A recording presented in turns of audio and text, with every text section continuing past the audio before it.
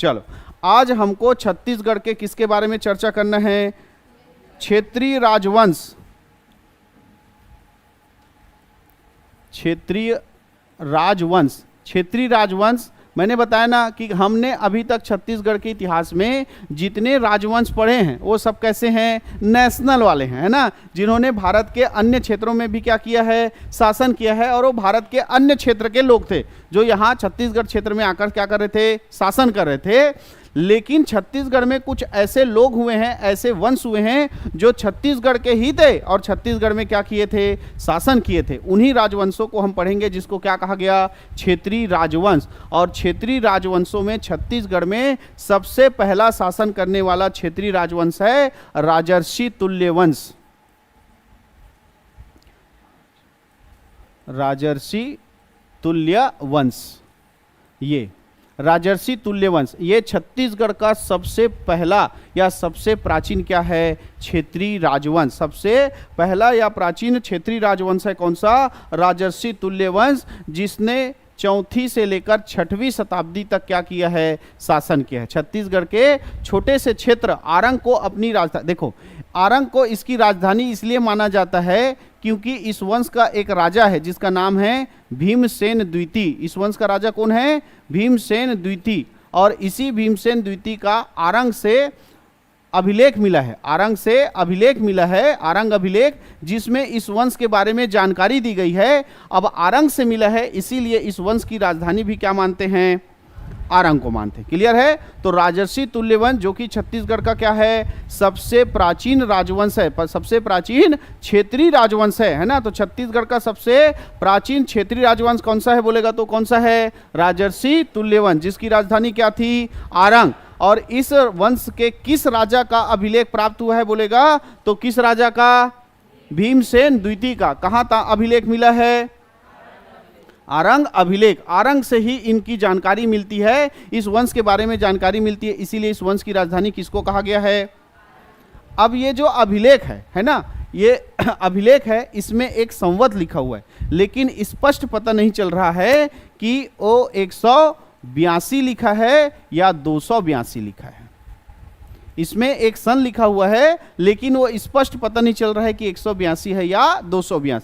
यानी कि इन लोग जो है 3री-4थी शताब्दी के आसपास से शासन करना चालू किए थे, तभी तो 182 और क्या लिखा हुआ है? 282 लिखा हुआ है। ठीक है, तो इसीलिए इसको सबसे क्या माना जाता है? प्राचीन राजवंश माना जाता है, क्षेत्रीय राजवंश माना जाता है। किसका? छत्तीसगढ़ का। ठीक, इस आरंग अभिलेख से इस वंश के बारे में जानकारी मिलती है, इनके राजाओं के बारे में नाम लिखा हुआ इस वंश के कि इस वंश का पहला राजा हुआ था सूरा।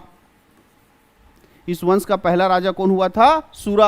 अब पहला राजा का नाम लिखा हुआ है सूरा, इसलिए इसको सूरा वंश भी कहा जाता है। इसलिए इसको क्या कहा जाता है? सूरा वंश भी कहा जाता है। इसके अलावा इसमें लिखा है दैत्य प्रथम। दैत्य प्रथम क्या लिखा हुआ है? दैत्य प्रथम, है ना, इसमें दैत्य प्रथम लिखा है। इसके बाद विभीषण लिखा हुआ है, विभीषण। ठीक, फिर लिखा हुआ है भीमसेन प्रथम। क्या लिखा हुआ है? भीमसेन प्रथम। हाँ, भीमसेन प्रथम, भीमसेन प्रथम। फिर लिखा हुआ है आपका दैत्य द्वितीय, दैत्य द्वितीय। और फिर लिखा हुआ है भीमसेन द्वितीय, ऐसा। और इसी भीमसेन द्वितीय का ही ये क्या है? अभिलेख है, जिसमें इस राजवंश के राजाओं का नाम उल्लेखित है। तो पहला राजा क्या लिखा हुआ है? सूरा, इसलिए इसको सूरा वंश भी कहा जाता है। और इसी अभिलेख में एक और चीज लिखा हुआ है, इस आरंग अभिलेख में, कि भीमसेन द्वितीय ने अपने माता पिता के पुण्यतिथि पर, माता पिता के पुण्यतिथि पर, स्मृति पर, इसने एक गांव जो है 2 ब्राह्मणों को दान किया था। उस गांव का नाम था भट्टपालिका। भट्टपालिका, ठीक है, भट्टपालिका नामक गांव था जिसको 2 ब्राह्मणों को दान में दिया था। एक का नाम था हरिस्वामी और एक का नाम था गोत्रस्वामी। एक का नाम क्या था? हरिस्वामी, और एक का नाम क्या था? गोत्रस्वामी। हरिस्वामी और गोत्रस्वामी, ये 2 ब्राह्मण थे जिनको अपने माता पिता की पुण्यतिथि पर भट्टपालिका नामक गांव जो है दान में दिया था। किसने? भीमसेन द्वितीय ने। ऐसी जानकारी हमको आरंग अभिलेख से प्राप्त होती है जो किस राजा का है? भीमसेन द्वितीय का है। क्लियर है? तो ये था छत्तीसगढ़ का पहला राजवंश जिसका नाम क्या था? क्लियर है? तो छत्तीसगढ़ का सबसे प्राचीन राजवंश राजर्षि तुल्यवंश, जिसकी राजधानी आरंग। इसमें किस राजा का अभिलेख मिला है? भीमसेन द्वितीय का, है ना। राजर्षि तुल्यवंश के राजा भीमसेन का अभिलेख कहाँ से प्राप्त हुआ है? आरंग से, जिसमें इस वंश के राजाओं का नाम लिखा हुआ है। तो पहला राजा का नाम क्या लिखा हुआ है? सूरा। दूसरे राजा का नाम दैत्य प्रथम, फिर विभीषण, फिर भीमसेन प्रथम, फिर दैत्य द्वितीय और भीमसेन द्वितीय, जिसका ये अभिलेख है। और इसी अभिलेख में जानकारी मिलता है कि भीमसेन द्वितीय ने अपने माता पिता की पुण्यतिथि पर भट्टपालिका नामक गांव हरिस्वामी और गोत्र स्वामी को क्या किया था? दान किया था। क्लियर है? इसी तरह एक और क्षेत्रीय राजवंश है छत्तीसगढ़ का जिसका नाम है सरभपुरी वंश। सरभपुरी वंश, इसको कहीं पढ़े थे क्या पीछे? कहां पढ़े थे? भानुगुप्त के एरण अभिलेख में जिस छत्तीसगढ़ के क्षेत्रीय राजवंश का वर्णन है वो कौन सा है? आपका सरभपुरी वंश। ठीक है, सरभपुरी वंश। अब ये जो सरभपुरी वंश है इसका जो संस्थापक था उसका नाम था सरभराज। क्या नाम था? सरभराज। और इसीलिए इसकी राजधानी को कहा गया सरभपुर। राजधानी देखो, इसका संस्थापक सरभराज था, इसलिए इस वंश को क्या कहा गया? सरभपुरी वंश। और इसकी राजधानी क्या बनी? सरभपुर। लेकिन ये सरभपुर वर्तमान का रायगढ़, सारंगढ़, रायगढ़ में अभी नया जिला बने ना सारंगढ़, वो वाला एरिया है, या उड़ीसा का संबलपुर है, ये अभी तक इतिहासकारों में कंफ्यूजन बना हुआ है ना। तो सरभपुरी वंश की राजधानी क्या थी? सरभपुर। लेकिन ये सरभपुर वर्तमान का सारंगढ़ है कि संबलपुर है, ये अभी तक क्लियर नहीं है। और इसका संस्थापक कौन है? सरभराज। इसका संस्थापक कौन है? सरभराज। ये तीन चीजें आप अच्छे से याद रखो कि इसकी राजधानी सरभपुर, राजधानी क्या है? सरभपुर, और संस्थापक सरभराज। और सरभपुर जो है वो वर्तमान का सारंगढ़ है कि संबलपुर, ये कंफर्म नहीं है। क्लियर है? इस सरभपुरी वंश को दो और नामों से जाना जाता है। इस सरभपुरी वंश को दो और नामों से जाना जाता है। एक कहा जाता है अमार्य वंश, अमार्य वंश, या इसी को कहा जाता है अमरज वंश। इसी को ही क्या कहा जाता है? अमरज वंश। ठीक है, तो सरभपुरी वंश के दो और नाम याद रखेंगे, अमार्य वंश और एक क्या है? अमरज वंश। क्लियर है? तो किस वंश को कहा जाता है बोलेगा? अमरज वंश। तो कौन सा वंश कहलाएगा? सरभपुरी वंश, जिसका संस्थापक कौन है? सरभराज। जिसका संस्थापक कौन है? सरभराज। ठीक है, तो सरभपुरी वंश पढ़ रहे हैं जिसका संस्थापक कौन है? सरभराज। ठीक, इसी सरभराज का वर्णन कहाँ मिलता है हमको? भानुगुप्त के एरण अभिलेख में।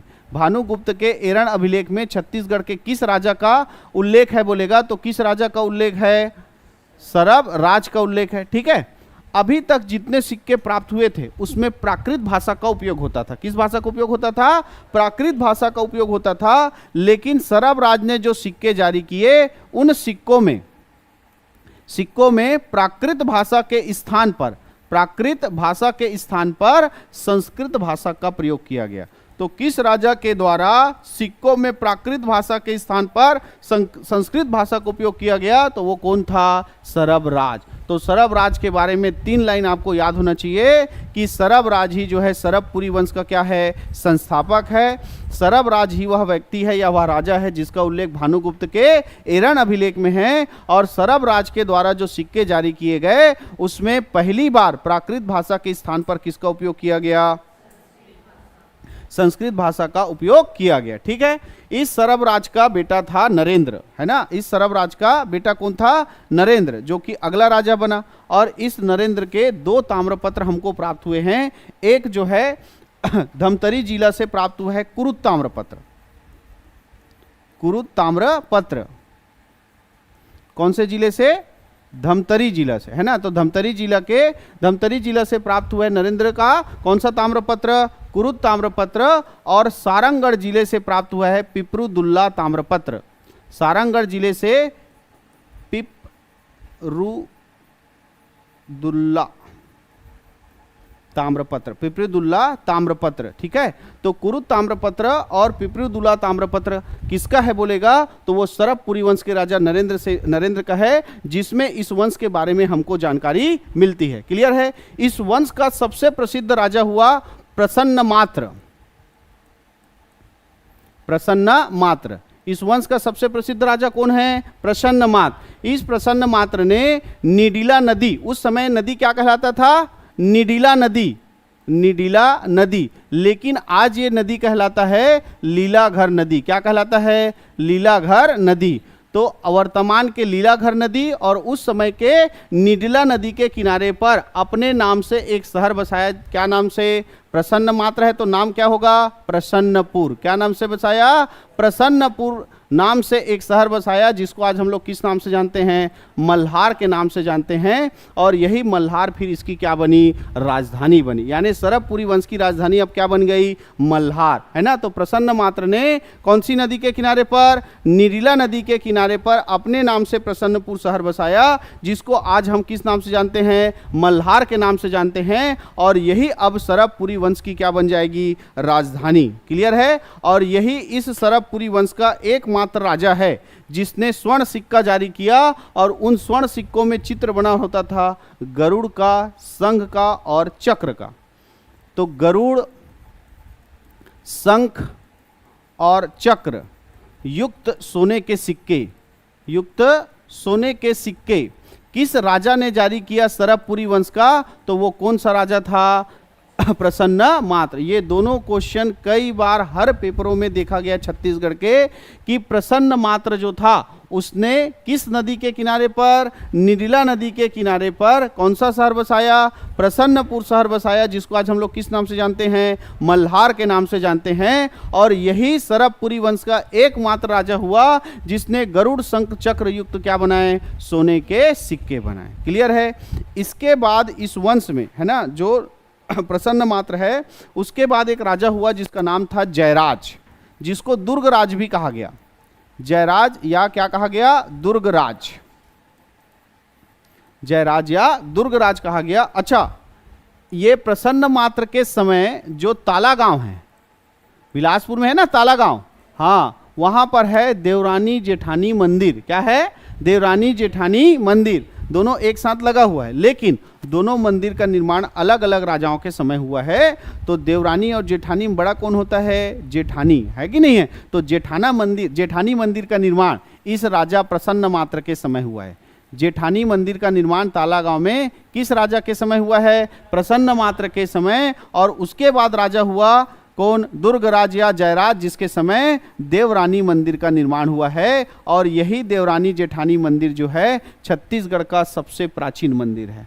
क्लियर है। तो प्रसन्नमात्र के समय किस मंदिर का निर्माण हुआ है? जेठानी मंदिर का निर्माण हुआ है। और दुर्गराज या जयराज जो राजा हुआ उसके समय देवरानी मंदिर का निर्माण हुआ।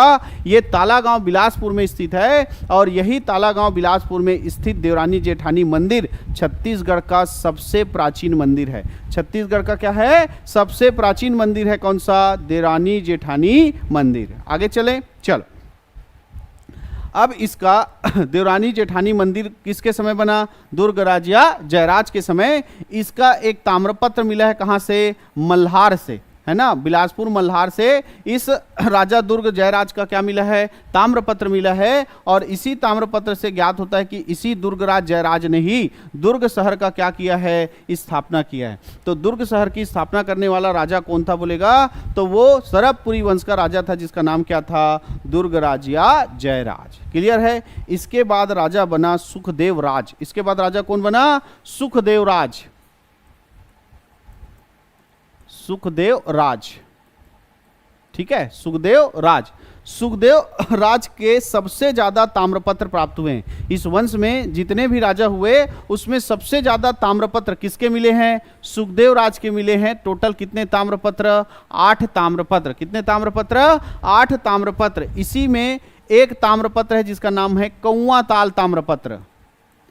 कौवा ताल ताम्रपत्र,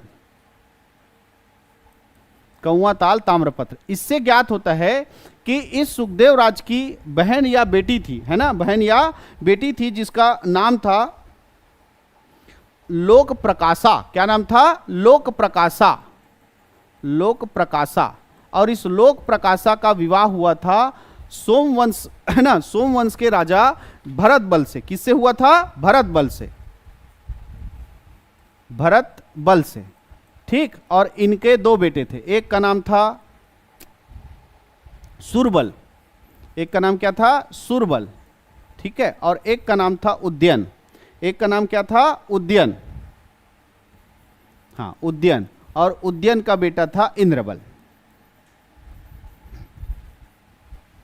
समझ में आ रहा है? देखो राजा कौन है अभी छत्तीसगढ़ के सरबपुरी वंश का? सुखदेव राज, है ना। इसके सबसे ज्यादा ताम्रपत्र मिले हैं, टोटल कितने? 8। और उसी में से एक ताम्रपत्र कौन सा है? कौवा ताल ताम्रपत्र, जिससे ये ज्ञात होता है कि इसकी एक ये लोक प्रकाशा नाम की बहन थी या बेटी थी, कंफर्म नहीं है, लेकिन इसके रिश्ते में थी बहन या बेटी। इसका शादी हुआ किससे? भरत बल से। कुल मिला के भरत बल जो है छत्तीसगढ़ का दामाद बन गया। क्लियर है? किसका दामाद बन गया? सुखदेव का, ठीक है। और इसके दो बेटे हुए, एक का नाम सुरबल और एक का नाम क्या था? उद्यन। क्लियर? और इस सुखदेव के दो भाई थे। इस सुखदेव के कितने भाई थे? दो भाई थे। एक का नाम था प्रवरराज प्रथम और एक का नाम था व्याघ्रराज। प्रवरराज प्रथम और एक का नाम क्या था? व्याघ्रराज।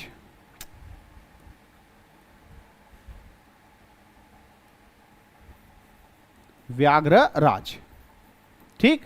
इसने क्या किया? बंटवारा किया, अपने साम्राज्य का क्या किया? बंटवारा किया।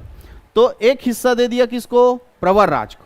एक हिस्सा दे दिया किसको? व्याघ्रराज। और जहां पर सरबपुरी वंश का मेन साम्राज्य चलता था, उस पर अपने जगह बैठा दिया किसको? सुरबल को।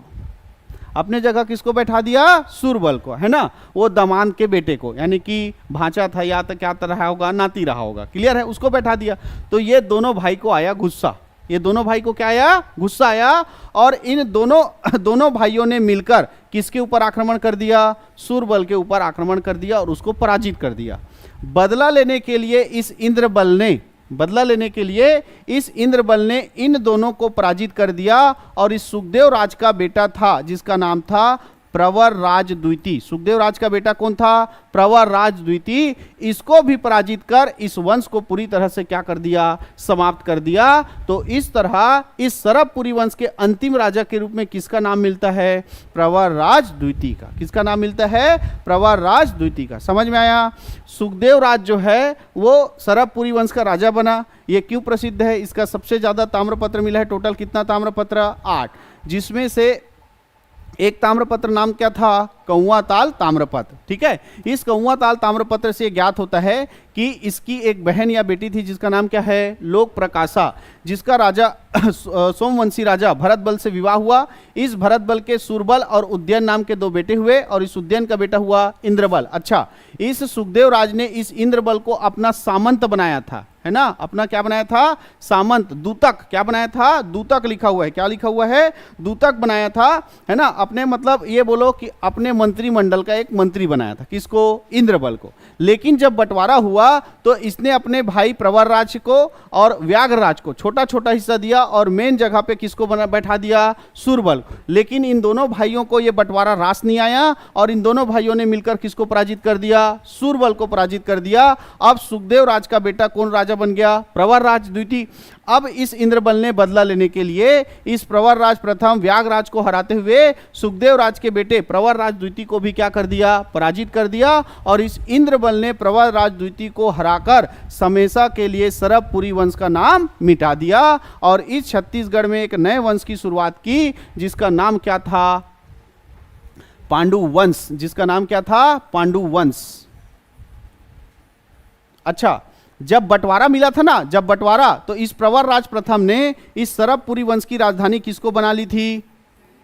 सिरपुर को। किसको बना ली थी? सिरपुर को राजधानी बना थी। बंटवारा हुआ तो ये मल्हार में ये शासन कर रहा था, तो बंटवारे में ये जिसको क्षेत्र मिला उस क्षेत्र का इसने राजधानी किसको बना लिया था? सिरपुर। अब यहां से कौन शासन कर रहा था? सुरबल। तो मेन जो अब इसके इन दोनों ने किसको हरा दिया था? सुरबल को। तो सुरबल को हराने के बाद जो सरबपुरी वंश था, अब प्रवरराज प्रथम के समय किसकी राजधानी हो चुकी थी? सिरपुर राजधानी हो चुकी थी। अब उसके बाद इंद्रबल आएगा और इंद्रबल इन दोनों को हराएगा और साथ ही प्रवरराज द्वितीय जो अगला राजा हुआ उसको भी हराएगा और इस सरबपुरी वंश को पूरी तरह से क्या कर देगा? समाप्त कर देगा।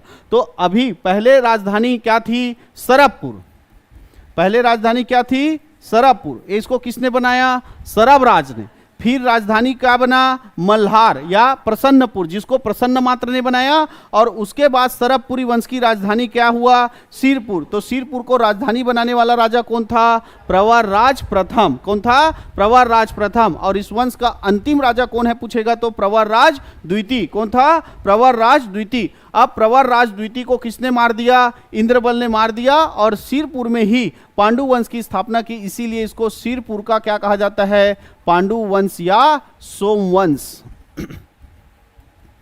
सिरपुर का पांडु वंश या सोमवंश। अब इसको स्थापित करने का काम किसने किया? इंद्रबल ने। लेकिन इंद्रबल खुद राजा ना बनकर अपने पिताजी किसको राजा बनाया? उज्जैन को राजा बनाया। किसको राजा बनाया? उज्जैन को राजा बनाया। इसीलिए इस उज्जैन को पांडु वंश या सोमवंश का क्या कहा जाता है? आदि पुरुष कहा जाता है। क्या कहा जाता है? आदि पुरुष। जबकि इसका संस्थापक कौन कहलाएगा? इंद्रबल, है ना। इसका संस्थापक कौन कहलाएगा? इंद्रबल कहलाएगा। तो सिरपुर के सोमवंश या पांडु वंश का आदि पुरुष कौन है? उज्जैन। सिरपुर या सोमवंश का आदि पुरुष कौन है? तो कौन है? उज्जैन। जबकि इसका संस्थापक कौन कहलाएगा? इंद्रबल। कौन है? इंद्रबल। ठीक। इस इंद्रबल ने अपने नाम से एक शहर का स्थापना किया जिसका नाम रखा इंद्रपुर। इसका नाम क्या है? इंद्रबल। तो शहर बसाया क्या? हाँ, इंद्रपुर। और इस इंद्रपुर को आज हम लोग खरौद के नाम से जानते हैं। किस नाम से जानते हैं? खरौद के नाम से जानते हैं। तो इंद्रबल ने किस शहर की स्थापना की है? तो खरौद की स्थापना की है। या आपको क्वेश्चन आएगा कि खरौद को प्राचीन नाम क्या है? खरौद का प्राचीन नाम क्या है? तो खरौद का प्राचीन नाम क्या है? इंद्रपुर। खरौद का प्राचीन नाम क्या है? इंद्रपुर। इस इंद्रबल के एक नहीं, दो नहीं, कितने बेटे थे? 4 बेटे थे। कितने बेटे थे? 4 बेटे। नन्नराज प्रथम, सुरबल, ईशान देव और एक का नाम था भवदेव रणकेसरी, है ना। पहला बेटे का नाम नन्नराज प्रथम। नन्नराज प्रथम। दूसरे का नाम क्या था? सुरबल। दूसरे का नाम सुरबल। तीसरे बेटे का नाम ईशान देव। तीसरे बेटे का नाम ईशान देव। और चौथा बेटा था भवदेव रणकेसरी। भवदेव रणकेसरी। ये 4 बेटे थे। ठीक है। अब चारों बेटे का एक एक करके ध्यान से सुनना। जो चौथा सबसे छोटा बेटा है जिसका नाम क्या है? भवदेव रणकेसरी। इस भवदेव रणकेसरी का एक शिलालेख मिला है जिसका नाम है भांदक शिलालेख। तो भांदक शिलालेख किस शासक का या किस राजा का है बोलेगा तो वो किसका है? भवदेव रणकेसरी का। भांदक शिलालेख जो कि सोमवंश के या पांडु वंश के राजा में से किसका है बोलेगा तो किसका है? भवदेव रणकेसरी। क्लियर है। इसका तीसरा बेटा कौन था? ईशान देव। तीसरा बेटा कौन था? ईशान देव। इस ईशान देव ने इसी खरौद में, है ना, खरौद इंद्रपुर, हाँ, इंद्रपुर खरौद में इसने एक मंदिर का निर्माण किया जिसको हम लोग जानते हैं आज किस नाम से? लक्ष्मणेश्वर मंदिर के नाम से। किस नाम से जानते हैं? लक्ष्मणेश्वर मंदिर। लक्ष्मणेश्वर मंदिर। ठीक है। लक्ष्मणेश्वर मंदिर। इसको एक लाखा चौर मंदिर के नाम से भी जाना जाता है। ठीक है।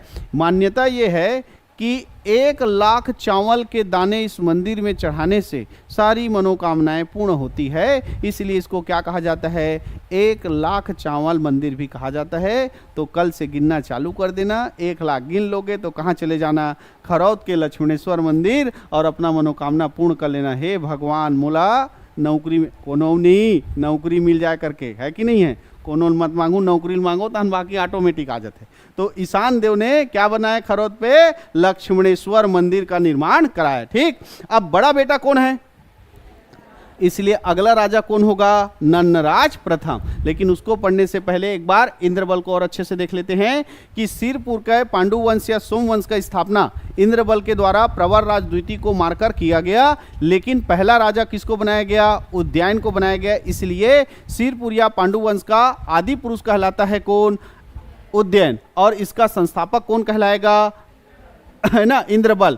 और इस इंद्रबल ने छत्तीसगढ़ में एक शहर की स्थापना की जिसका नाम क्या था? इंद्रपुर, जिसको आज हम लोग किस नाम से जानते हैं? खरौद के नाम से जानते हैं। और इसके 4 बेटे थे, नन्नराज प्रथम, सूरबल, ईशान देव, भवदेव, रणकेसरी। और इसी भवदेव रणकेसरी का कौन सा शिलालेख मिला है? भांदाक शिलालेख मिला है। जबकि ईशान देव ने खरौद में लक्ष्मणेश्वर मंदिर का निर्माण किया है। और बड़ा बेटा था कौन? नन्नराज प्रथम। इसलिए अगला राजा कौन बना?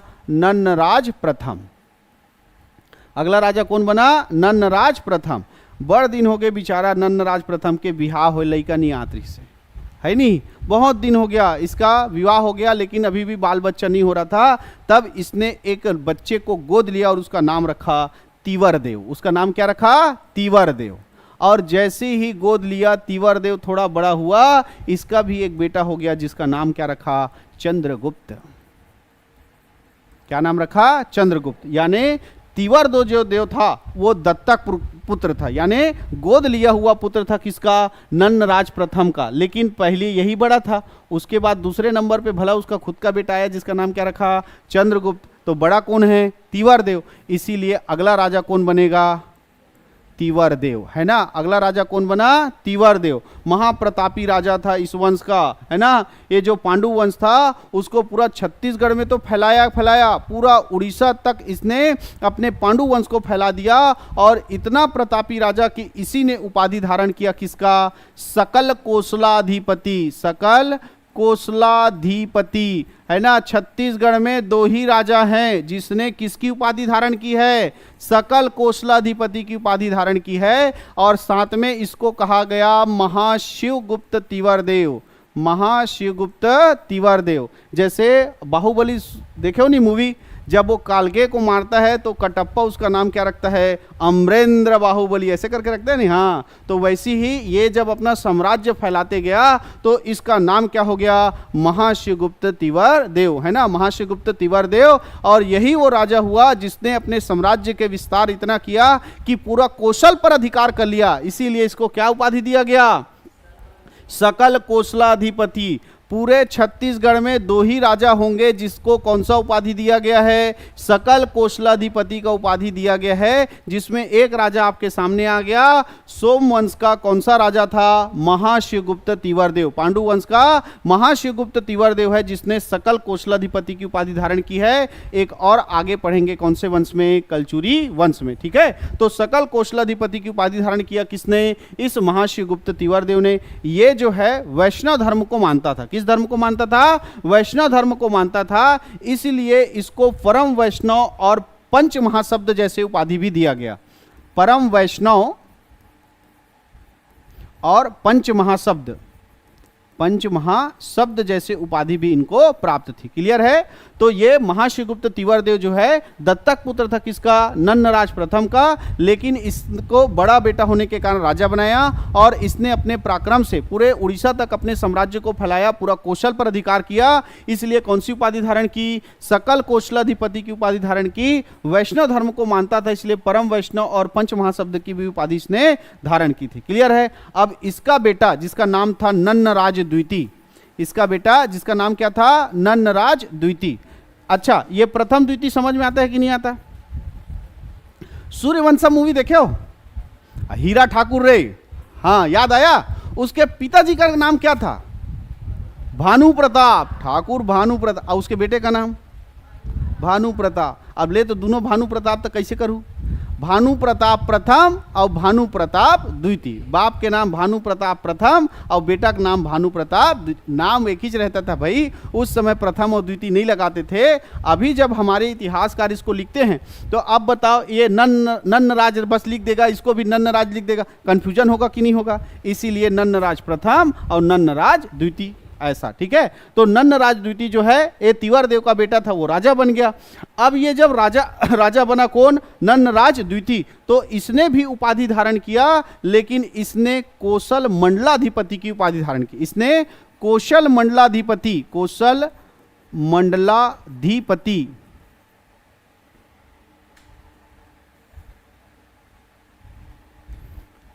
मंडलाधिपति, ठीक है। तो सकल कौशलाधिपति की उपाधि धारण किया तिवर देव ने, और कौशल मंडलाधिपति की उपाधि धारण किया किसने, नंदराज द्वितीय ने। तो नंदराज द्वितीय ने कौशल मंडलाधिपति की उपाधि धारण की थी। ये अचानक इसकी मृत्यु हो गई और इसका कोई संतान नहीं था, है ना। संतान रहता तो उसको क्या बनाते, राजा, लेकिन राजा की मृत्यु हो गई, वो भी निसंतान। तब इसका चाचा कौन होगा, चंद्रगुप्त, उसको राजा बनाया गया। किसको राजा बनाया गया, चंद्रगुप्त को राजा बनाया गया। और चंद्रगुप्त के बाद उसका बेटा हर्षगुप्त राजा बना। चंद्रगुप्त के बाद उसका बेटा कौन राजा बना, हर्षगुप्त राजा बना। और इस हर्षगुप्त का विवाह हुआ था मौखरी वंश के राजा सूर्यवर्मा की पुत्री वसाटा देवी से। मौखरी वंश के राजा सूर्यवर्मा की पुत्री, जिसका नाम क्या था, वसाटा देवी, इससे विवाह हुआ। और इन्हीं का बेटा, है ना, हर्षगुप्त और वसाटा देवी का बेटा होगा कौन, जिसका नाम क्या होगा, बाला अर्जुन, महाशिवगुप्त बाला अर्जुन। ये बचपन में ना अर्जुन की तरह धनुष बाण चलाता था, इसीलिए इसका नाम क्या रखा गया, बाला अर्जुन। और बाद में ये प्रतापी राजा हुआ, इसलिए इसके नाम के सामने भी क्या जुड़ गया, महाशिवगुप्त बाला अर्जुन।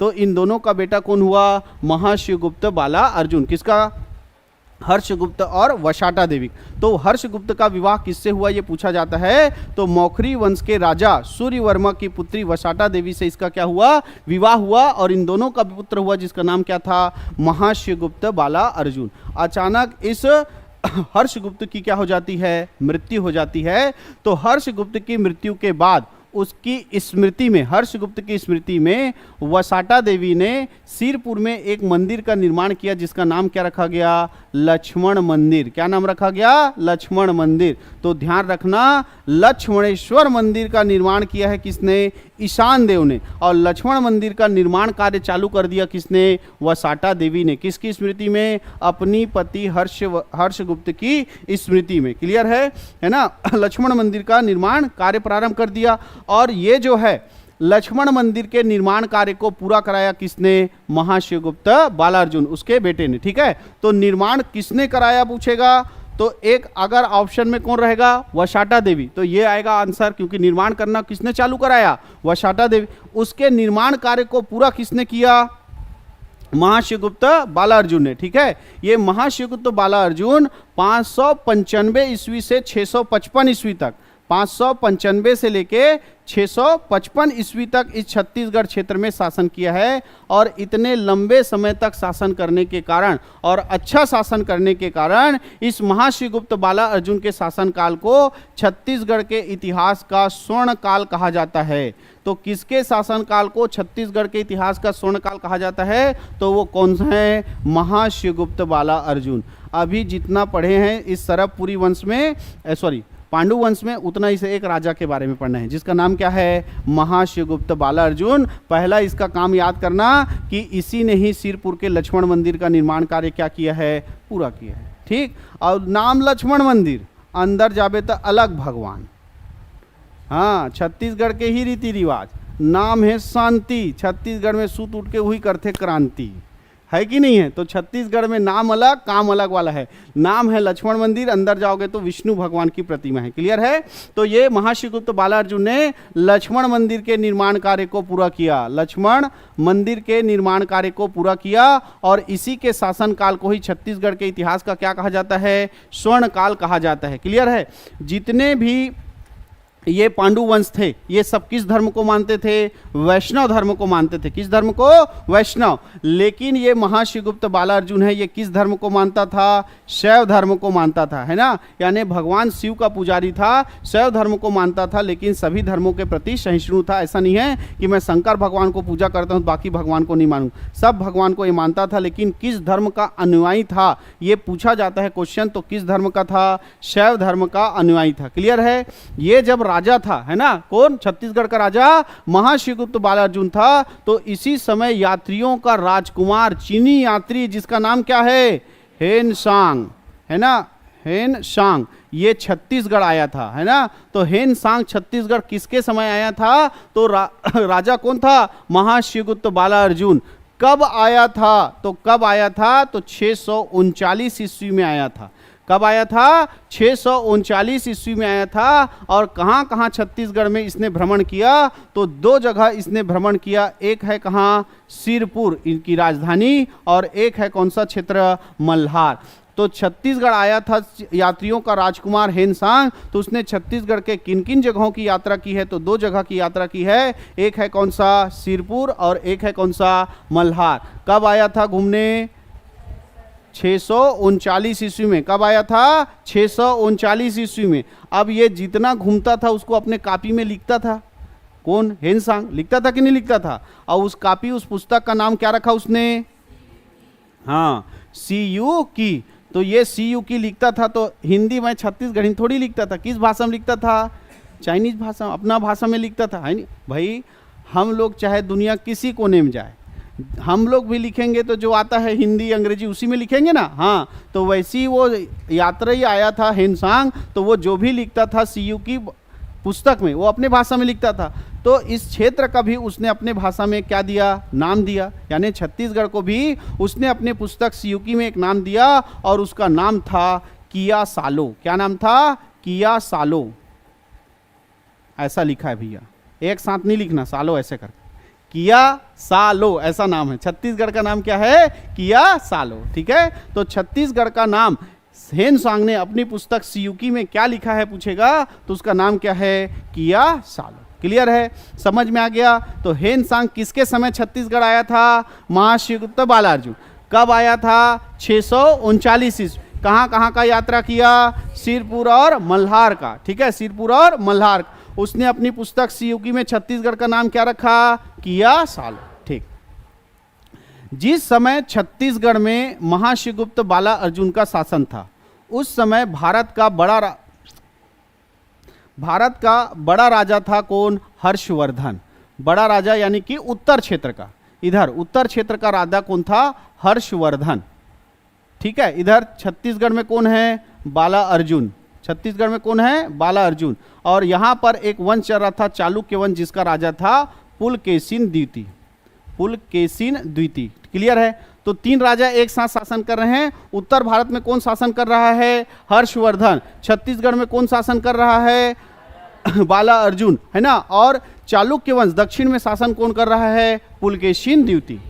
ये कमजोर था, ज्यादा नहीं, लेकिन उत्साही राजा था, है ना, कि मैं छोटा राजा हूं तो क्या हुआ, मैं भी बड़े बड़े को हरा सकता हूं, मैं भी साम्राज्य विस्तार कर सकता हूं, ऐसा। अब बालार्जुन की मित्रता थी किससे? हर्षवर्धन से। बालार्जुन जो है हर्षवर्धन के अधीन था या मित्रता था, जैसे भी है, इसके साथ था, दोनों साथ। इस पुलकेशिन द्वितीय ने हर्षवर्धन पर क्या कर दिया? आक्रमण कर दिया। पुलकेशिन द्वितीय ने हर्षवर्धन पर क्या कर दिया? आक्रमण कर दिया। और दोनों के बीच हुआ नर्मदा घाटी युद्ध, है ना। कौन सा युद्ध? नर्मदा घाटी युद्ध। नर्मदा नदी के किनारे हुआ नर्मदा घाटी युद्ध। किसके किसके बीच? हर्षवर्धन और किसके बीच? पुलकेशिन द्वितीय। पुलकेशिन द्वितीय के बीच हुआ। और इसमें हर्षवर्धन का साथ कौन दे रहा था? बालार्जुन। हर्षवर्धन किसके साथ था? बालार्जुन के साथ था, है ना। हर्षवर्धन बालार्जुन साथ था। लेकिन किस्मत मेहरबान तो गधा भी क्या हो जाता है? पहलवान। वैसी हुआ कि एक विडंबना ऐसी घटी कि इस पुलकेशिन द्वितीय ने बड़े राजा किसको हरा दिया? हर्षवर्धन को हरा दिया। बड़े राजा किसको हरा दिया? हर्षवर्धन को हरा दिया। तो हर्षवर्धन हार गया, तो उसका साथ दे रहे सब ने अपनी क्या कर ली? अधीनता स्वीकार कर ली। तो ये बालार्जुन ने भी किसकी अधीनता स्वीकार की? पुलकेशिन द्वितीय की अधीनता स्वीकार की। ठीक है। तो पुलकेशिन द्वितीय की अधीनता स्वीकार किया किसने? बाला अर्जुन ने। कैसे स्वीकार हुआ समझ में आया? तो आपको क्वेश्चन आएगा कि बाला अर्जुन, महाशिवगुप्त बाला अर्जुन ने किस राजा की अधीनता स्वीकार की थी? तो कौन से राजा था? पुलकेशिन द्वितीय। कौन सा राजा था? पुलकेशिन द्वितीय। और इस सब की जानकारी मिलती हमको पुलकेशिन द्वितीय के कौन से अभिलेख से? ऐहोल अभिलेख से। पुलकेशिन द्वितीय के ऐहोल अभिलेख में लिखा हुआ है कि वो नर्मदा घाटी युद्ध लड़ा किसके साथ? हर्षवर्धन के साथ। और हर्षवर्धन का साथ दे रहा था कौन? महाशिवगुप्त बाला अर्जुन। और हर्षवर्धन के पराजय के बाद महाशिवगुप्त बाला अर्जुन को अधीनता स्वीकार करना पड़ा किसका? पुलकेशिन द्वितीय का। और ये सब जानकारी मिलता है कहां से? ऐहोल अभिलेख से। क्लियर है? ये हो गया आपका युद्ध, नर्मदा घाटी युद्ध। तो दो चीजें अच्छे से याद रखना, एक महाशिवगुप्त बाला अर्जुन के समय आया था कौन? हेनसांग। और एक इसी बाला अर्जुन के समय हुआ था कौन सा? नर्मदा घाटी युद्ध। ठीक है। इसके टोटल 27 ताम्रपत्र मिले हैं। कितने ताम्रपत्र मिले हैं? 27 ताम्रपत्र मिले हैं, है ना। महाशिवगुप्त बाला अर्जुन का टोटल 27 ताम्रपत्र मिला है, जिसका सबसे पहले अध्ययन जो है डॉक्टर विष्णु सिंह ठाकुर ने किया है। किसने किया है? डॉक्टर विष्णु सिंह ठाकुर। विष्णु सिंह ठाकुर के द्वारा इसका अध्ययन किया गया है। टोटल 27 ताम्रपत्र मिले हैं महाशिवगुप्त बाला अर्जुन के। क्लियर है? अब जो ये राजा था किस महाशिवगुप्त बाला अर्जुन किस वंश का राजा था? पांडु वंश का राजा था। और पांडु वंश के राजा और भी जगह थे, पांडु वंश के या सोम वंश के राजा और भी जगह थे।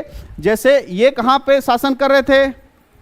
हाँ, सिरपुर में। तो सिरपुर के जो पांडुवंशी राजा थे वे अपने आप को परम भागवत कहलाते थे। क्या कहलाते थे? परम भागवत। यानी सिरपुर के पांडुवंशी राजा कौन सा उपाधि धारण करते थे? परम भागवत की उपाधि धारण करते थे। वहीं पर उड़ीसा में जो सोमवंश था वो त्रिकलिंगाधिपति की उपाधि धारण करते थे। उड़ीसा में जो सोमवंश था वो कौन सा उपाधि धारण करता था? त्रिकलिंगाधिपति। त्रिकलिंगाधिपति की उपाधि धारण करते थे। क्लियर है? दोनों को अच्छे से याद रखना। सिरपुर के पांडुवंशी कौन सा उपाधि धारण करते थे? परम भागवत का। क्योंकि कौन से धर्म को मानते थे? वैष्णव धर्म को मानते थे, इसलिए परम भागवत की उपाधि धारण करते थे। जबकि ये महाशिवगुप्त बाला अर्जुन किस धर्म को मानता था? शैव धर्म को मानता था, इसलिए इसने महेश्वर, परम महेश्वर की उपाधि धारण की थी। याद रखना, परम महेश्वर। कौन सी उपाधि धारण किया था? परम महेश्वर की उपाधि धारण किया था किसने? महाशिवगुप्त बाला अर्जुन। जबकि पूरे राजा जो सिरपुर के पांडु वंश के थे वो कौन सी उपाधि धारण करते थे? परम भागवत का, क्योंकि वो वैष्णव धर्म के अनुयायी थे। जबकि ये महाशिवगुप्त बाला अर्जुन जो है शैव धर्म का अनुयायी था, इसलिए कौन सी उपाधि धारण करता था? परम महेश्वर की उपाधि धारण करता था, है ना। बहुत सारे विजय जीते थे, इसलिए इसको रण केसरी भी कहा जाता था। क्या कहा जाता था? रण केसरी। यानी इसका पूरा नाम लिख लो, महाशिवगुप्त बाला अर्जुन रण केसरी। एक साथ याद हो गया है कि नहीं? महाशिवगुप्त बाला अर्जुन रण केसरी, इसको रण केसरी की उपाधि भी प्राप्त था। अब ये जो पांडु वंश था ये धीरे धीरे कमजोर होते गया। और जो नल वंश के राजा थे उन्होंने पांडु वंश के राजाओं को पराजित करके पूरा किस पर अधिकार कर लिया था? इस पांडु वंश के क्षेत्रों पर अधिकार कर लिया था। किसने? नल वंश ने ना। तो पांडु वंश जो है वो किसके द्वारा समाप्त किया गया? तो पांडु वंश जो है वो किसके द्वारा समाप्त किया गया? नल वंश के द्वारा समाप्त किया गया। और नल वंश को समाप्त करेंगे कौन? कलचुरी वंश। नल वंश को कौन समाप्त करेगा? कलचुरी वंश। ऐसा नहीं है कि हम नल वंश को पहले पढ़े तो वो पहले आया होगा, ऐसा नहीं भाई। नल वंश यहां से लेकर यहां तक चला, ठीक। अचानक से बीच में कौन सा वंश आ गया? पांडु वंश, ये। और फिर नल वंश के राजाओं ने इसको क्या कर दिया? पराजित कर दिया। अलग अलग क्षेत्र में क्या कर रहे थे लोग? शासन कर रहे थे। ये कहां शासन कर रहा था? सिरपुर को राजधानी बनाकर। जबकि नल वंश कहां शासन कर रहा था? छत्तीसगढ़ के नीचे पुष्करी या कोरापुट को राजधानी बनाकर शासन, अलग अलग क्षेत्र में शासन कर रहे थे। तो राजाओं के बाद जब युद्ध होता था तो नल वंश के ही राजाओं ने किसके ऊपर युद्ध किया? पांडु वंश के ऊपर युद्ध किया। आपने पढ़ा भी कि पांडु वंश का राजा था कौन? विलासतुंग, जिसने पांडुवंशी राजाओं को क्या किया था? पराजित किया था। तो इसी से कहा जाता है कि नल वंश के राजाओं ने ही किसको समाप्त कर दिया? पांडु वंश को समाप्त कर दिया। और बाद में नल वंश को कौन समाप्त करेगा? कलचुरी वंश। और छत्तीसगढ़ में पूरा किसका शासन चलेगा? कलचुरी वंश। जब मध्यकाल पढ़ेंगे तब। अभी कौन सा काल पढ़ रहे हैं? प्राचीन काल, ठीक। तो दो क्षेत्रीय वंश हो गए कि नहीं? तीन हो गए। कौन सा? पहला क्षेत्रीय राजवंश कौन सा पढ़े? राजर्षि तुल्य वंश। दूसरा कौन सा पढ़े? सरपुरी वंश। और सरपुरी वंश को हराकर कौन आया था? पांडु वंश। सरपुरी वंश को हराकर कौन आया था? पांडु वंश। वहीं छत्तीसगढ़ के ऊपर कोरबा क्षेत्र में पाली को राजधानी बनाकर एक और क्षेत्रीय वंश शासन किया जिसका नाम क्या था? बाण वंश। क्या नाम था? बाण वंश। ठीक है, किसको राजधानी बनाकर? पाली को राजधानी बनाकर महामंडलेश्वर मल्लदेव, क्या नाम था? महामंडलेश्वर मल्लदेव ने इस बाण वंश की क्या की? स्थापना की। महामंडलेश्वर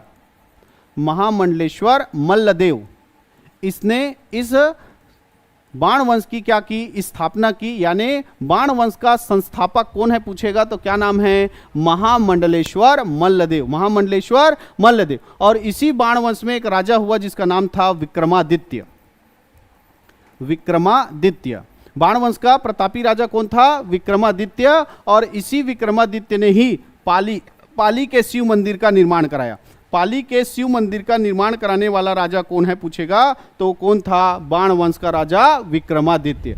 जब छत्तीसगढ़ के ऊपर हिस्से में बाण वंश का शासन चल रहा था और राजा कौन था? विक्रमादित्य। इसी समय मध्य प्रदेश क्षेत्र से एक व्यक्ति जो कलचुरी वंश का था जिसका नाम था शंकरगण द्वितीय। क्या नाम था? शंकरगण द्वितीय। इसने छत्तीसगढ़ क्षेत्र पे आक्रमण किया और इस विक्रमादित्य को पराजित कर बाण वंश को क्या कर दिया? समाप्त कर दिया। क्लियर है? तो बाण वंश किसके द्वारा समाप्त हो गया?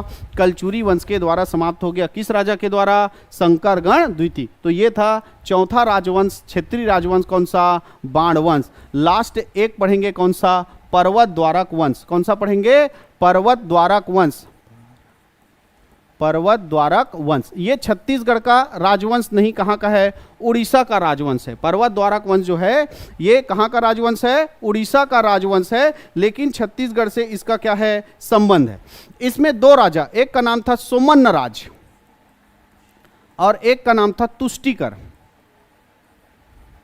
सोमन्न राज और एक का नाम क्या था? तुष्टिकर। तो जो राजा है तुष्टिकर, उसका एक ताम्रपत्र मिला है जिसका नाम है तेरा सिंघा ताम्रपत्र। तेरा सिंघा ताम्रपत्र। तेरा सिंघा ताम्रपत्र किस राजा का है बोलेगा तो किसका है? किसका है? तुष्टिकर का, है ना। और किस वंश का है? पर्वत द्वारक वंश का। तो इस तेरा सिंघा ताम्रपत्र से ज्ञात होता है कि जो सोमन्न राज था, जो राजा सोमन्न राज था, उसने अपनी माता के स्वास्थ्य के लिए, अपने माता के स्वास्थ्य हेतु जो देवभोग है उसको दान किया था। देवभोग है उसको क्या किया था? दान किया था। ऐसा जानकारी हमको कहाँ से मिलता है?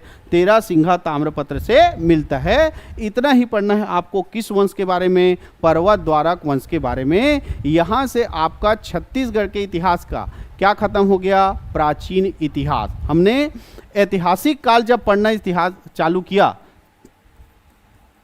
ऐतिहासिक काल, तो ऐतिहासिक काल को कहां से पढ़ना है? वैदिक काल से लेकर अब तक का इतिहास। अब तक का इतिहास। तो इसको हमने कितने भाग में बांटा था? 3 भाग में। प्राचीन इतिहास, मध्य इतिहास और एक क्या बोले थे? आधुनिक इतिहास। ऐसा 3 भाग में बांटे थे। तो यहां से आपका क्या समाप्त हो गया? प्राचीन इतिहास। अब कल हम बात करेंगे छत्तीसगढ़ के मध्य इतिहास की, जिसमें छत्तीसगढ़ में 4 प्रमुख वंशों ने शासन किया है। 4 से 5 प्रमुख वंशों ने शासन किया है। तो मध्यकालीन इतिहास में छत्तीसगढ़ में किन किन राजवंशों का शासन था वो जानना है तो कल का क्लास जरूर आइए। और एक राजवंश ऐसा जो चालू होगा 1300 से और जिसका वंशज आज भी जिंदा है, जानना है तो क्लास में बने रहिए।